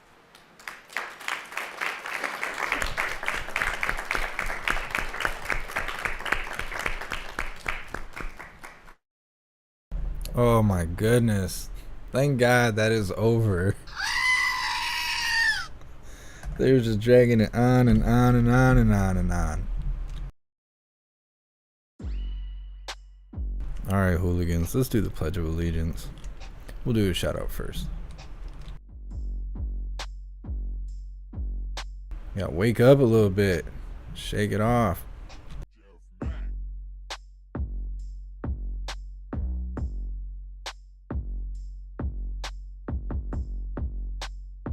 I had no idea what that live was going to be about. They're so... I don't know. The title was not very descriptive. It was, it's basically what I wrote the title as. I had no idea what that was going to be about. I thought maybe it was going to be butt stuff, but Sorry to disappoint. I appreciate you guys being here. Let's get these shout outs in. I don't know if you guys can hear my fan or not. It's hot as hell here. Everybody's like, oh, are we gonna do shirtless streams? No. We're past those times. I'm not gonna sit here and die though. Thank you so much, Burger Time, for the $5 donation. Thank you so much, Trenton, for the $5 donation. Thank you so much, Genius by Birth, for the $20 donation. Thank you so much, Lisa, for the $15 donation. Thank you so much, Genius by Birth, for continuing the membership program for 17 months. You're officially a hooligan. I actually think we got some Cash App ones too. You guys are so amazing. My old eyes. I do not know how to say your name. Thank you so much, Gohar, for the $12 donation. Thank you so much, Adriana, for the $5 donation. Thank you so much, Lisa, for the $25 donation. And thank you so much, Kayla, for the $5 donation. Thank you guys so much for using Cash App. You guys are awesome. I really appreciate you. So before we get started with the Pledge of Allegiance, I just want to run through the schedule real quick. So at 2:15 Eastern Time, 2 hours and 30 minutes from now or so, Old Man Walter will be talking about supporting farmers, American families, and standing with the blue and yellow country that I'm not allowed to talk about, but I'll go ahead and let him talk about it because I will use that to fight against YouTube if they want to strike me. And then at 5 o'clock Eastern Time, Old Man Walter will be addressing the International Brotherhood of Electrical Workers 40th annual conference. I don't know why I said anniversary. Whatever, but I'm sure that that will be a good time, so we're going to cover that as well. After that, I don't have anything on the schedule.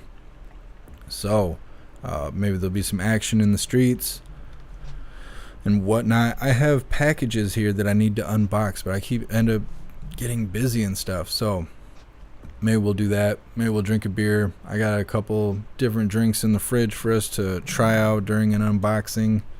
Hopefully tastes better than the Steel Reserve that I drank the other day. That was terrible. Also, Edward is helping.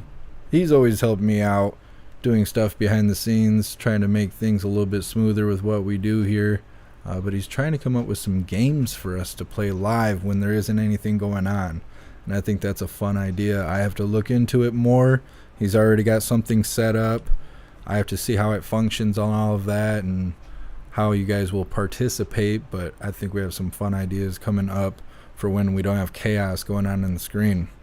So look forward to that. Also join Gilded. Gilded would be the best way to stay up to date with all kinds of stuff like that. The social media platforms that you guys can follow me on, we're on Twitter, TikTok, Instagram, Telegram, all that stuff. That's for when official updates happen and stuff like that. I will release information on the social media. But if you're a part of Gilded, it's like being in the living room. When we get ideas, we just shout them out, and you guys can be there to participate. So definitely join Gilded. All right, guys, let's get ready for the Pledge of Allegiance.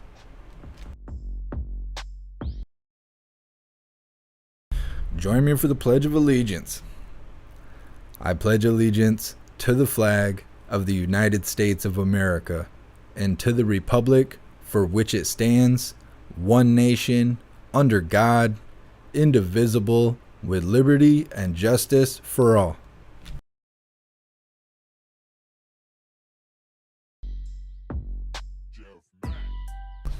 Well, that is that, hooligans. I will see you guys on the next live. 2 hours or so, 2.5 hours. You know, Old Man Walter, he's late. He won't be at the White House though. I think he'll be in Illinois or Wisconsin or something. So maybe he'll be on time. It seems like only at the White House is when he's like 30, 40, 2 hours, 3 hours late. Maybe he'll be on time. Either way, I will see you guys then.